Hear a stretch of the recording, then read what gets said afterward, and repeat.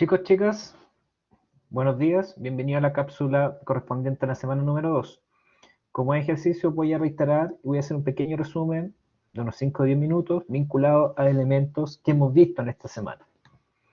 La cápsula de semana número 2 va a tratar fundamentalmente un resumen de las corrientes de administración pública, vinculadas desde el inicio como es el cameralismo.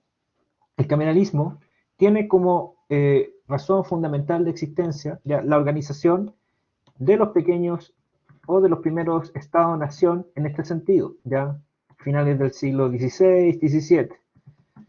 En este sentido, comentarles que el cameralismo fundamentalmente es un elemento vinculado principalmente a los pequeños atisbos de organización, de qué elementos debía haber la administración del Estado vinculados fundamentalmente a la economía y la seguridad.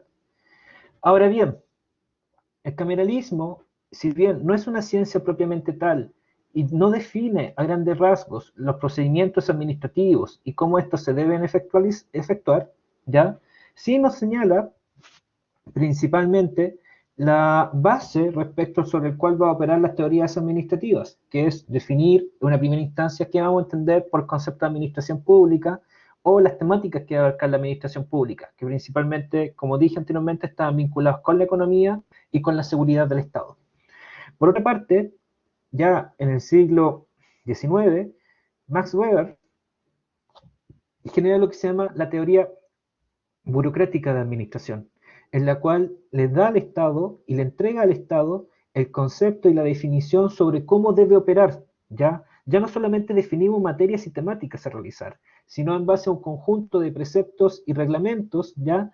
Cómo debe ser la acción que ejecuta el Estado. Y para eso estableció algunos conceptos fundamentales, como por ejemplo que el Estado debe reglarse bajo las normas y los reglamentos, o sea que la administración del Estado debe estar sometida a la legislación, que las comunicaciones entre los funcionarios de la administración del Estado deben ser de carácter formal, para evitar en este sentido órdenes contradictorias, la difusión de la información y que todos los funcionarios puedan entender por sí mismos ya el concepto o el mensaje que se quiere entender. Por otra parte, Weber indicaba que la racionalidad en la división del trabajo es un criterio sumamente importante para la administración burocrática. ¿Qué me quiere señalar esto? Que las personas deben, en la administración del Estado, tener una cierta división del trabajo, o sea, cada una se dedica a una cierta función y que esas funciones a las cuales son asignados son por criterios racionales. O sea, la persona con una habilidad para, por ejemplo, tratar a las personas debería tratar, por ejemplo, en atención al público. La persona con una habilidad de carácter más analítica debería centrarse en análisis de datos fundamentalmente. O sea, una división del trabajo, cada uno hace su tarea y cada uno es designado una tarea que está acorde a sus habilidades. Por otro lado, Weber también señalaba que un factor importante es la impersonalidad en las relaciones de trabajo. ¿Y a qué nos referimos con esto? Principalmente a elementos vinculados con que las relaciones en el trabajo de los funcionarios en la administración del Estado no deben estar motivadas por sentimientos o relaciones de carácter personal, que cualquier elemento de ese tipo ya iba a generar que los funcionarios podían desviarse de su meta, que es el trabajo del bien común, en pos de trabajar o de favorecer algún interés de carácter personal vinculado a la persona con la cual trabaja. Weber, por otro lado, también establecía que la jerarquía de autoridad es un elemento fundamental, o sea que existe una jefatura, una autoridad que determina el funcionamiento organizacional y bajo la cual todos los funcionarios deben someterse. Hacer o no hacer este elemento significaría que, por ejemplo, la institución podría seguir órdenes contradictorias, elementos que pueden ser inclusive contrarios a los objetivos institucionales en la materia.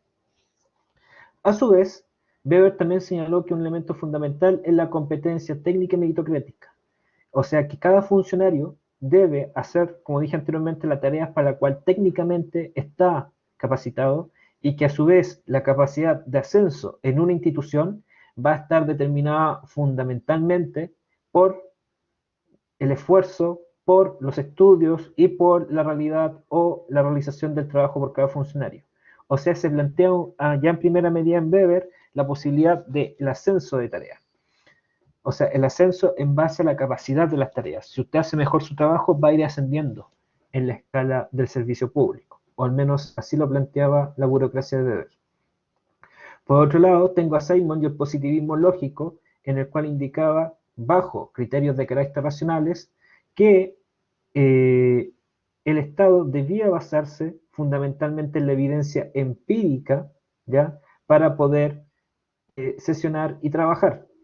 En este sentido, Simon señala que elementos como la especialización, ¿ya?, como el alcance del control, donde, por ejemplo, se pueda dar la posibilidad de que los grupos puedan tener con mayor flexibilidad en el control, a diferencia de la burocracia, que es un control constante, puede significar la mejor realización del trabajo, obviamente medido en criterios objetivos. Y por último, la agrupación de los trabajadores en base a un propósito. ¿Qué me quiere señalar esto? Que los propósitos, o teníamos que agrupar a los trabajadores no solamente en su función individual, sino generar equipos de trabajo, y que esos equipos de trabajo podían determinar en mejor manera el funcionamiento organizacional. Wilson, por otro lado, plantea la teoría de la separación entre la administración y la política. Wilson plantea en cierto sentido que la administración debía funcionar como un ente separado, ¿ya?, de las decisiones políticas, y que las decisiones políticas, si bien pueden influir en la administración, esta, en su funcionamiento diario, ¿ya?, debe seguir criterios y definiciones establecidas en forma independiente, que la definición diaria o el funcionamiento diario institucional no podía estar determinado en gran medida por la contingencia política, por lo cual se podía generar, en caso de que así fuera, que administráramos en base al día a día político un desorden institucional que imposibilitaría ya el cumplimiento de los objetivos a nivel organizacional y por ende su afectación a la ciudadanía. Y por último tenemos a la nueva gestión pública. La nueva gestión pública es una corriente, ¿ya?, de los años 70, 80, que surge como una crítica fundamental al modelo burocrático de administración. Se plantea como un elemento en el cual la administración del Estado debe dejar de tener una lógica vinculada en los procesos, en la forma de hacer las cosas y centrada principalmente en los resultados. También la nueva administración pública, la nueva gestión pública, planteaba la necesidad fundamental de que el Estado, para ser más eficiente, ya debía tomar técnicas del sector privado. Debía también, por ende, y esto está muy vinculado con la lógica neoliberal, achicar su nivel de tamaño con la finalidad de que el Estado más pequeño podía ser altamente más eficiente. En síntesis, la nueva gestión pública intenta equiparar la forma de gestionar el Estado a la administración privada, centrado fundamentalmente en la eficiencia, en la eficacia y en la reducción de costos para poder operar. Chicos, chicas, esta fue la cápsula de la semana número 2, ¿ya? Los veo en la cápsula de semana número 3.